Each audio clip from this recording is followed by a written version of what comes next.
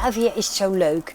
Die herkent je gewoontes nog veel leuker, veel sneller dan dat je dat zelf weet.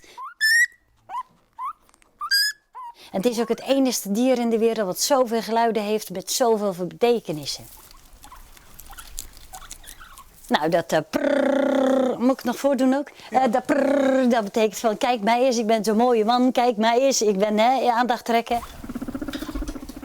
Maar ja, goed, hij lijkt dus echt heel veel op de mens, ook zijn manier van doen. Hè? Ja, Er zijn erbij die krijgen spruiten en die kijken je aan van je dacht toch niet dat ik dat ging eten, hè?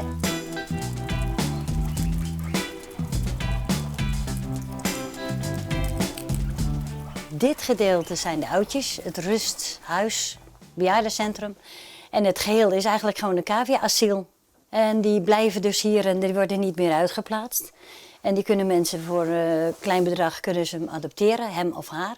Krijgen ze een certificaatje thuis en dan kunnen wij ze eten blijven geven. Mijn zoon was 3, 4 jaar.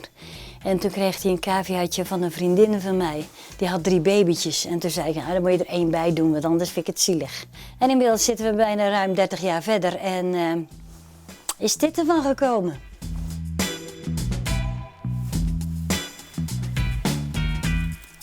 Het is de binnenruimte, noemen we dat dan. Deze caviaatjes, al deze caviaatjes, die kunnen herplaatst worden. Dus mensen kunnen een caviaatje komen uitzoeken. Altijd 2, nooit 1 alleen, want het is een groepsdier. En dan kunnen we ze koppelen, kijken of dat goed gaat. Oh. Dus ja, het gaat niet altijd goed, hè. Ik heb ook wel eens ruzie. Gemiddeld hebben we er toch altijd minimaal 200 zitten.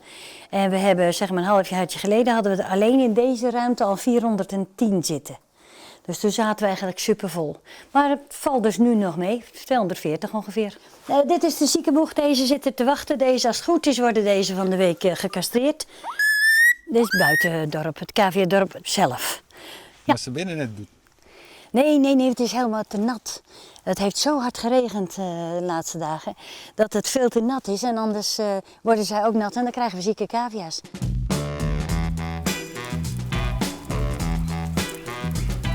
Waarom toch de meesten hun cavia voort? Meestal is de kinderen kijken er niet meer naar om. Kijk, als ze naar de dierenwinkel gaan, dan heb je vaak ook onbekwaam personeel. Want die weten het verschil tussen mannetjes en vrouwtjes niet.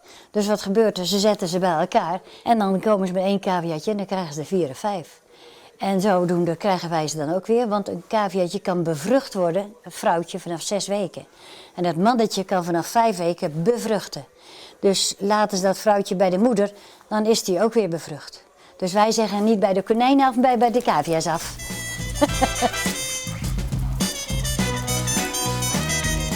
Alleen vakantie zou toch wel heel leuk zijn een keer. Ja. Dat kenden we niet, hè? Nee. Als je dier hebt, kan je bijna niet weg. En ja, het moet toch altijd geregeld worden. Dus we hebben nu heel veel vrijwilligers. Dus wie weet in de toekomst. Maar wat vindt de man van deze hobby? Ik ben niet getrouwd. Oh. Daarom, want welke gek zou net zo gek zijn?